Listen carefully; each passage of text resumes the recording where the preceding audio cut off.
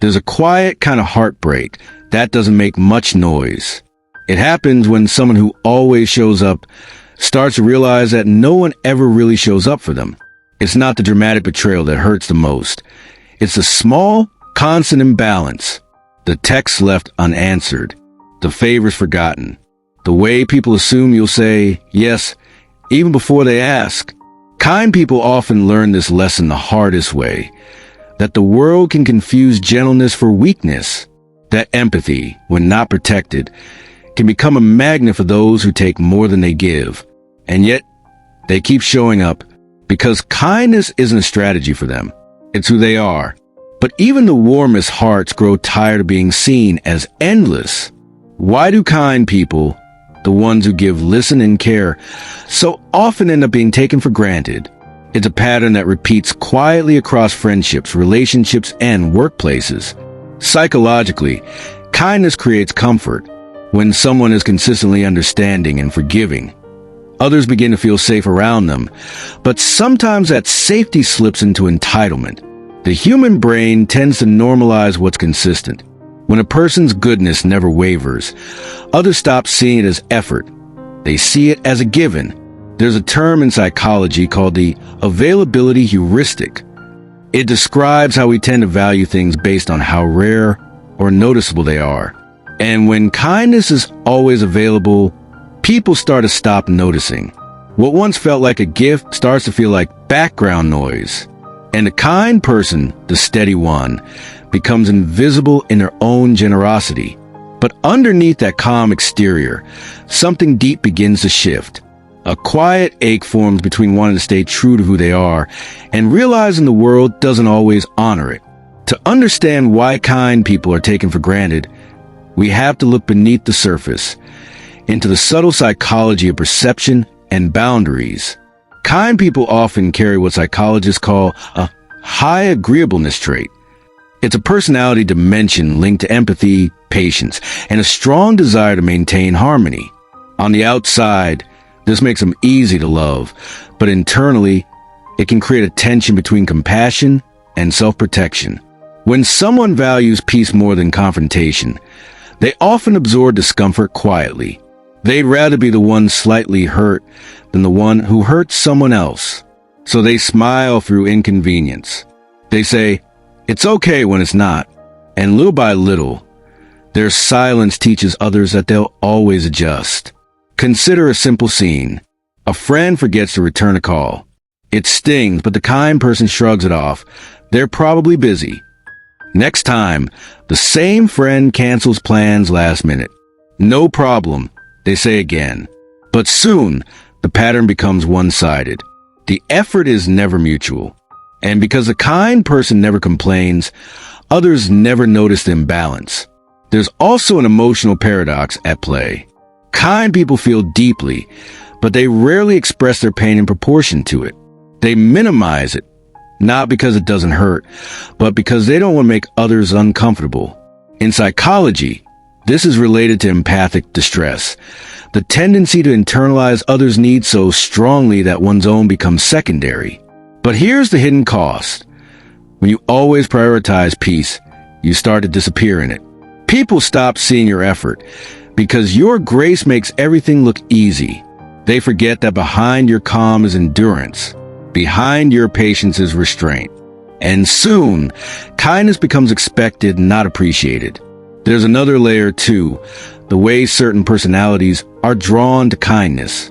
Those with more self-centered or validation-seeking tendencies often subconsciously gravitate toward kind individuals. Because kindness feels safe, it allows them to take without guilt, to lean without balance. The kind person becomes emotional anchor, the one who never leaves, never argues, never says enough. But every soul, no matter how patient, has limits. And when kindness is repeatedly taken for granted, it doesn't vanish. It quietly retreats, not out of bitterness, but out of fatigue. They begin to love from a distance. They start saying no, not out of anger, but self-respect.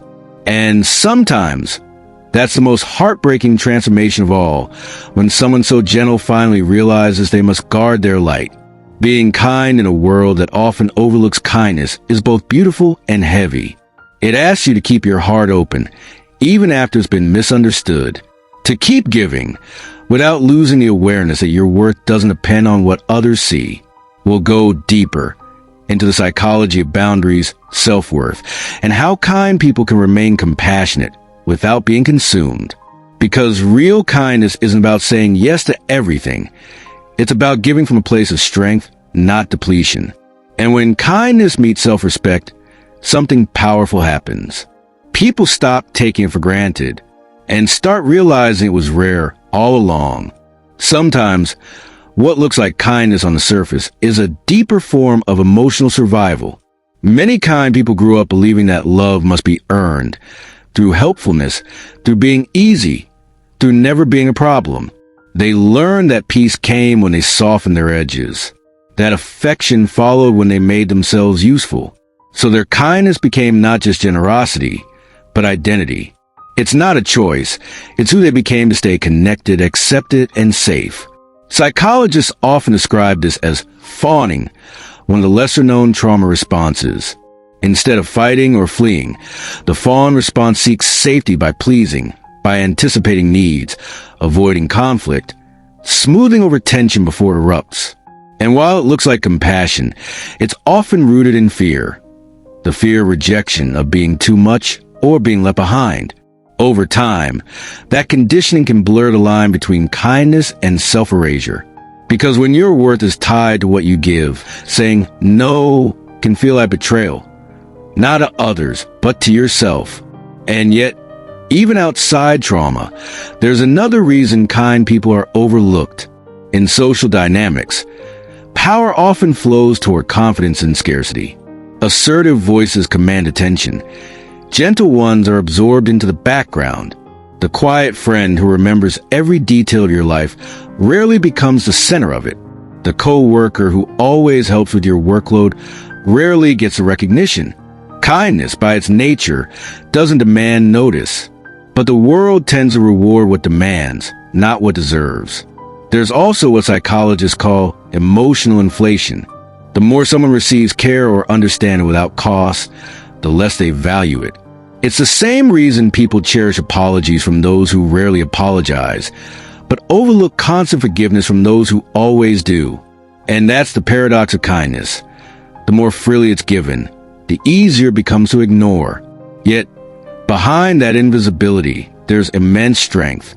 Because every time a kind person chooses grace over retaliation, they're practicing emotional restraint, not weakness. Every time they forgive, they're proving that empathy can outlast ego. They may be taken for granted, but they are quietly holding the world together in ways that loudness never could.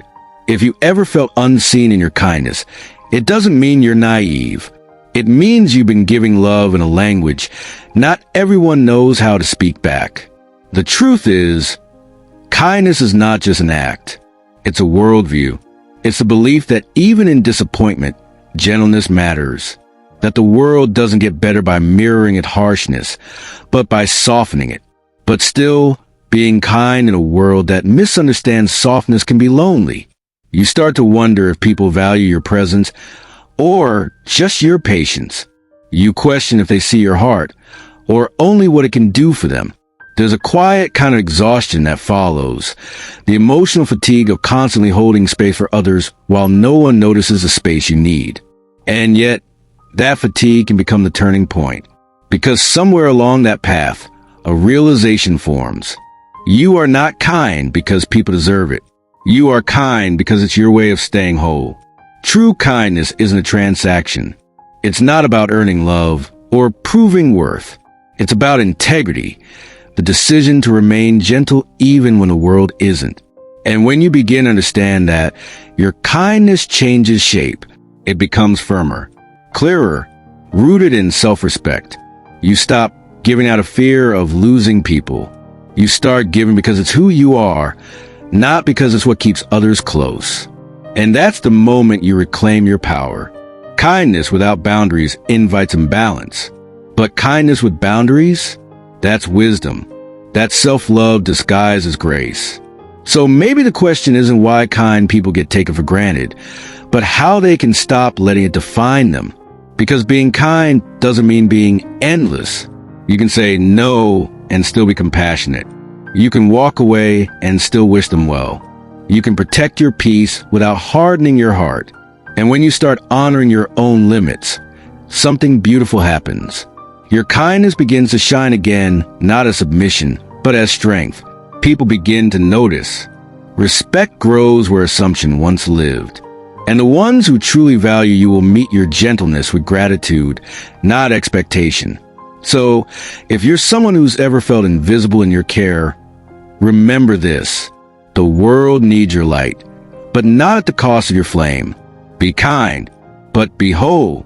Give, but never disappear. Love, but also stay. Because the kindest thing you can do is not just for others. It's learning to be kind to yourself.